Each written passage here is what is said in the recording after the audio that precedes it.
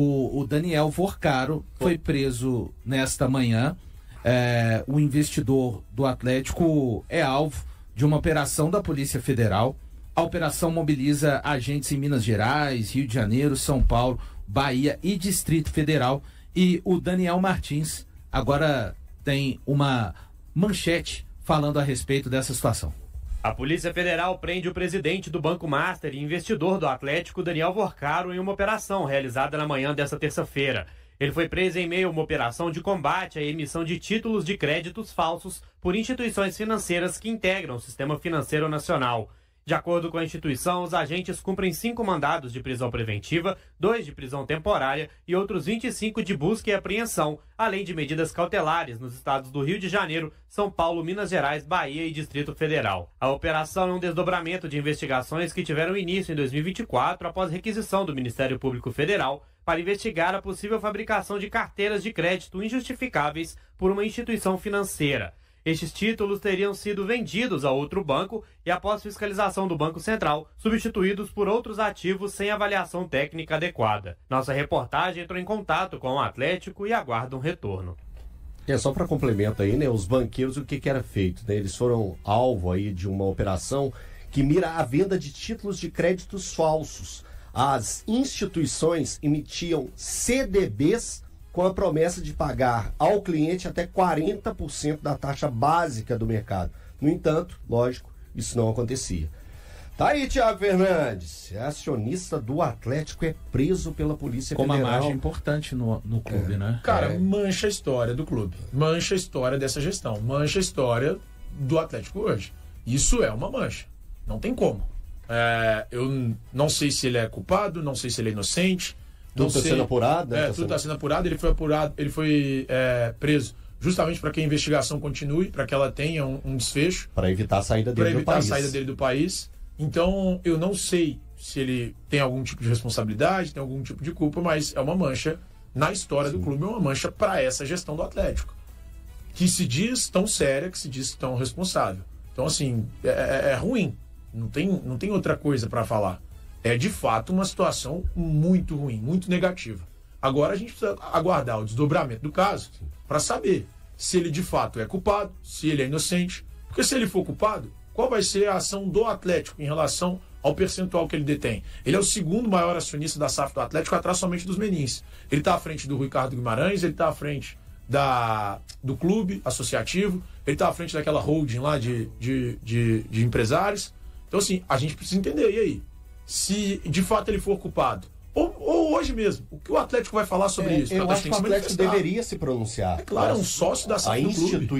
A instituição precisa se pronunciar. Não dá para fingir que não é com ela, né, Elton? Não dá. Segundo a matéria da CBN, ele investiu cerca de 300 milhões no Atlético e ele tem hoje 26,9% do Atlético. É muito importante. É um número muito agora, ainda a questão é a seguinte, né? Com essa mobilização toda da polícia, os bens dele foram todos bloqueados, foi tudo isso. Aí também tem aquela questão, será que ele ainda tinha algum valor que ele deveria passar para o Atlético? São várias, e aí, né? Se tivesse, o Atlético já fez algum tipo de compromisso, tem alguma data, e aí o Atlético não vai receber esse valor. Como é que fica isso daí para frente? Os desdobramentos, né? Com relação ao clube, eu acho até que é uma maneira de dar satisfação ao seu torcedor e que vê isso tudo de fora, né, Breno? E, assim, fica apreensivo. Da mesma forma que nós aguardamos informações, o torcedor também olha, né? Numa semana importante para o clube no campo, mas isso está ligado, assim, de uma forma, está atrelada à instituição, principalmente pela porcentagem do Daniel Vorcaro no Atlético. O Breno está me mostrando aqui é que a família Menin tem 55,7% do Atlético. Não, 41, não, no total aqui, ó. A gente tem que ler o total. Porque tá com a outra. 55. E o Galo Forte FIP é todo do Daniel? Todo investimento do Daniel? Então o Daniel 26. teria colocado 26,9. É isso aí. 26,9. É um número... percentual bem alto. Um número bem alto. Então, qual que é o da família Menin mesmo? O Tim falou? 55,7 da Galo Holding. Teve um torcedor aqui, Thiago, que questionou quando você falou a respeito de mancha. só para tentar explicar para o torcedor, é porque o seguinte, quando você vai fazer uma negociação para vender algo que é tão fixo e importante como a instituição Atlético, você tem que se cercar por todos os lados, que aquele dinheiro ele seja limpo o tempo todo. A entrada dele não pode ser uma entrada questionável. E no momento, pode provar o contrário. O dinheiro é questionável. Ou eu estou errado? Mas o atleta tem um setor de compliance que a gente também tem que entender aonde que funciona essa questão. Porque, por exemplo, isso aí eu não tenho essa informação, mas vamos imaginar que a gente tem um contrato aqui. O Valu tem um contrato. Liga pro Rafael Menin, bota ele ao vivo. Eu já conversei com pessoas do Atlético que falaram que o Domênico que vai responder isso. Eu tenho que falar com o Domênico, que ele estava numa reunião e ficou de me retornar. Por exemplo, o Valu tem um contrato aqui com a Band.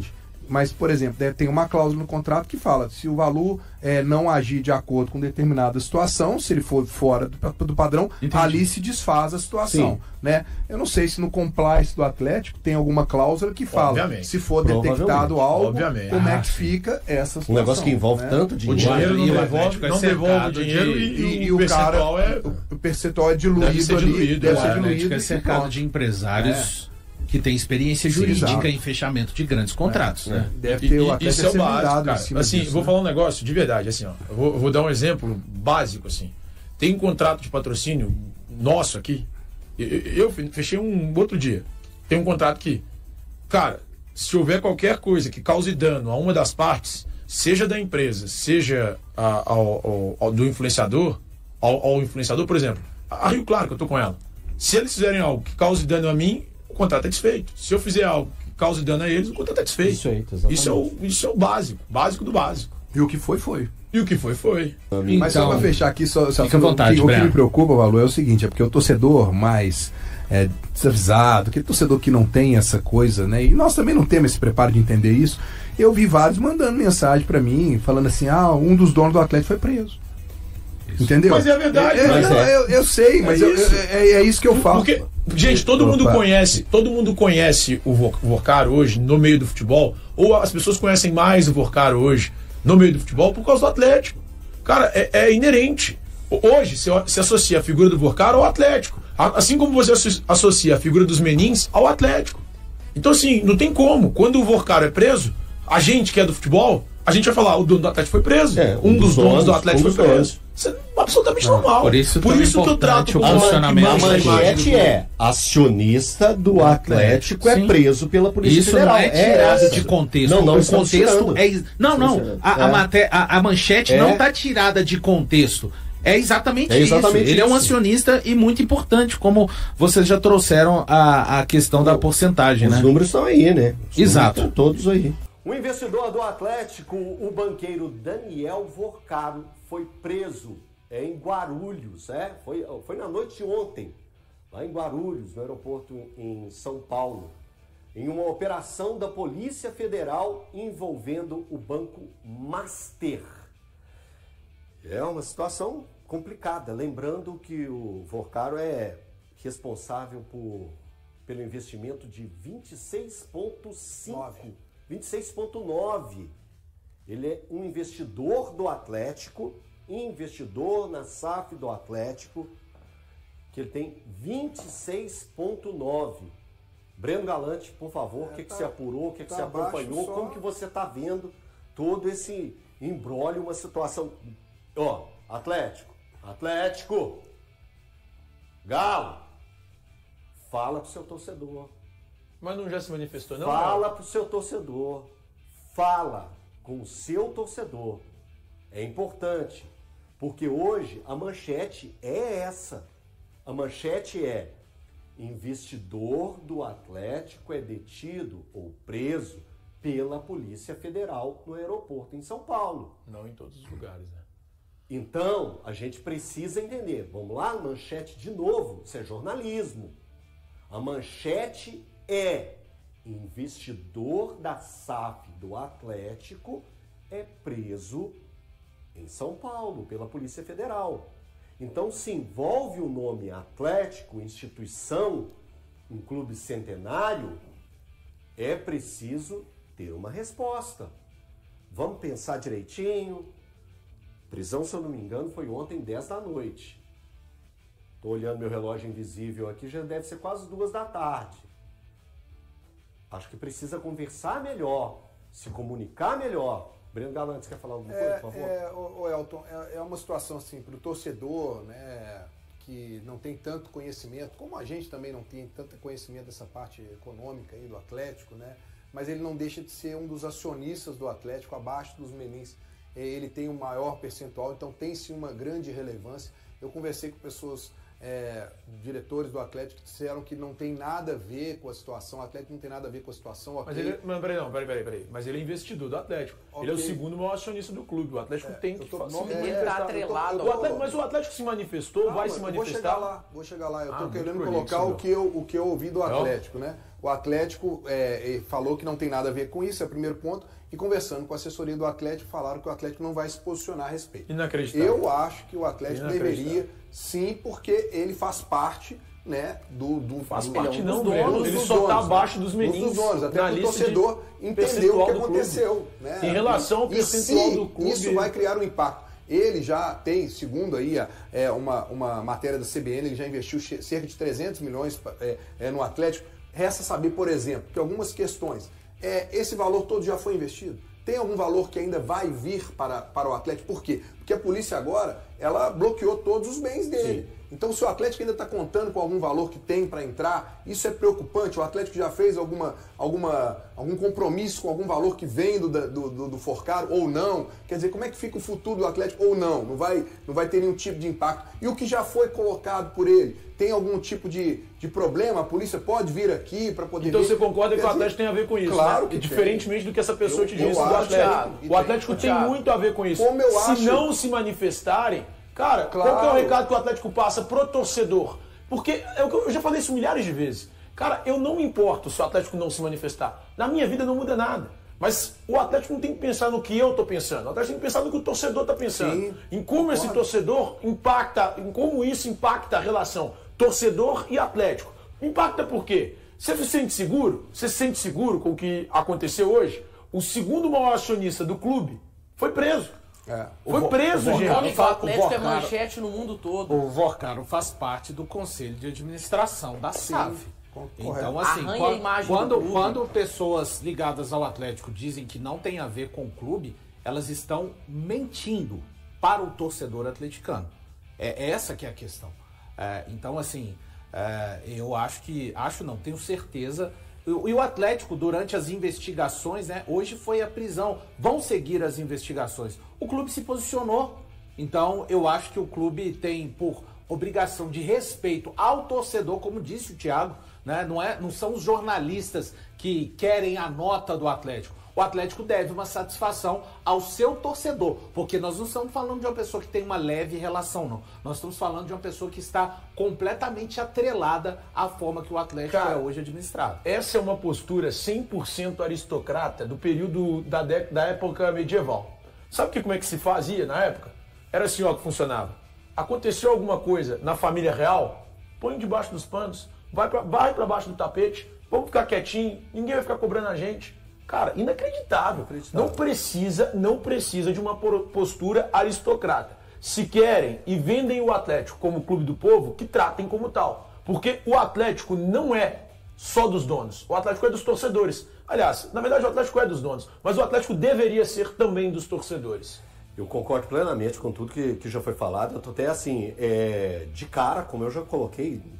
No meu primeiro momento é muito mineirês. No meu primeiro momento aqui, na minha primeira colocação, eu falei que o Atlético precisa sim dar uma resposta. Como eu falei mais uma vez, é um acionista da SAF do Atlético que foi detido, que foi preso. É um investidor. Então, o Atlético tem a ver sim. Tem a ver. Se associou o nome Atlético ao Vorcaro, tem a ver com o Atlético, sim. HG, eu preciso te ouvir, eu preciso ter o seu registro da sua fala nesse momento, porque, assim, a gente tá... Eu vou usar de novo o termo que eu usei. Eu fico de cara com uma situação dessa, quando o Atlético não dá alguma resposta ao seu povo. Eltinho, hoje eu falei com uma pessoa do Atlético e disse assim, ô fulano, o Atlético vai se manifestar ou porque foi uma situação envolvendo o banco, melhor que nem diga nada. Aí essa pessoa me disse, não, o clube não vai se manifestar. Ok. Eu recebi essa resposta e depois, pouco tempo depois, alguns minutos depois, ainda dentro do carro, né, vindo aqui para a Band, vocês até fizeram contato comigo, eu chamei uma outra pessoa e disse assim, bom, vamos lá, se ele foi investigado e se existem provas de crimes cometidos, né, de créditos forjados e de crimes cometidos, como é que eu posso saber, se o dinheiro que ele colocou no Atlético não é um dinheiro ilícito? Eu não sei. Vocês aí no estúdio não sabem, né? Aí vamos fazer, né? Obviamente que a polícia, Ministério Público, vão investigar o caminho desse dinheiro. Então, como eu não sei se o dinheiro que ele colocou no Atlético, e eu não sei mesmo, é ilícito, aí o Atlético precisa sim se manifestar. Porque é necessário que algo seja dito. Se existe um posicionamento da Justiça, se existe um posicionamento do Ministério Público, sei lá, de que o dinheiro que ele colocou no Atlético é lícito, o Atlético tem que se posicionar. Falando, o problema foi uma das empresas dele, mas o dinheiro, os documentos estão aqui. A prova que o dinheiro é lícito está aqui. Agora, existe esse documento? Existe a comprovação que todo o dinheiro colocado ali dentro do Atlético é um dinheiro lícito? Ninguém sabe. Eu não sei. Se o Atlético não se manifestar, então vai ficar o dito pelo não dito. Aí está o problema. Porque se eles investigaram, descobriram que ele cometeu crimes, que são crimes graves, e inclusive tem gente do mercado dizendo que isso aí pode ser dos maiores escândalos do Brasil, de toda a história desse país, toda a história da República. Então, se ele coloca e compra 26% da SAF do Atlético, e se eu não tenho um documento que comprova que esse dinheiro é lícito, então vai começar a gerar na cabeça de qualquer um, seja torcedor, jornalista, ou quem quer que seja, bom, esse cara comprou 26% do Atlético, mas será que esse dinheiro é lícito? Então, aí eu já mudei, por exemplo, a minha opinião. Não dá para o clube ficar calado, não. O clube vai ter que se manifestar, vai ter que pensar numa maneira de se manifestar o quanto antes, porque é algo muito sério e eu não sei, vocês no estúdio não sabem se o dinheiro que ele colocou no Atlético é lícito. O Atlético tem que se manifestar sim. Gui, só rapidamente, eu queria te ouvir que... Ô Elton, eu acho que quando o Atlético diz que não tem nada a ver com a história, é quando ele diz que não é culpado. Mas ele pode não ser culpado, mas ele tem sim a ver com a história. O nome do Atlético está rodando no mundo todo, em todas as manchetes. A imagem do clube está sendo arranhada por um dos donos, que foi preso hoje. Isso é muito grave. Qual que é a imagem que o Atlético passa para o mercado em contratação, em possível venda de fatia da SAF? É muito grave mesmo. O clube tem que se manifestar para dar uma estancada nisso daí.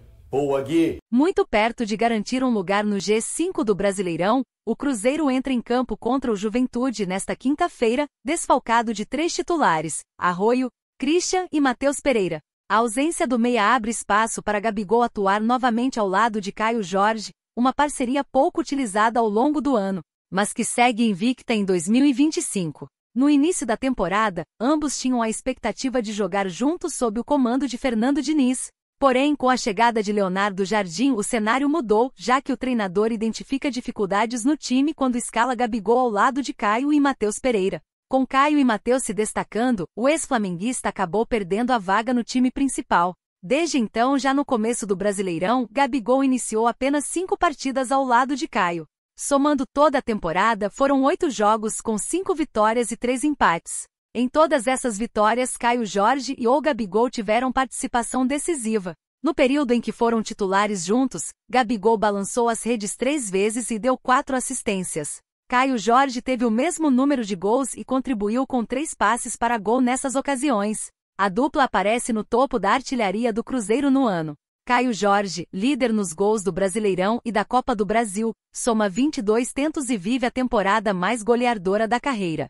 Gabigol vem logo em seguida com 13 gols, superando os 8 que marcou pelo Flamengo em 2025. Um ponto curioso é que o futuro dos dois para 2026 ainda é incerto, mas por motivos diferentes. Caio Jorge, grande destaque da equipe, atrai interesse de clubes europeus. Já ocorreram sondagens, e é provável que propostas cheguem após o fim da temporada. O Cruzeiro, que não pretende negociá-lo, só aceita abrir discussão a partir de 25 milhões de euros. Gabigol vive uma situação distinta. Contratado para ser titular, teve menos espaço do que desejava e pretende discutir seu futuro com a diretoria e a comissão técnica ao fim do ano. Seu contrato vai até 2028. E aí, galera, o que acharam? Deixem suas opiniões nos comentários. Não se esqueçam de deixar o like, se inscrever no canal e ativar o sininho para receber as notificações. Até mais, Nação Celeste! Vamos pra frente!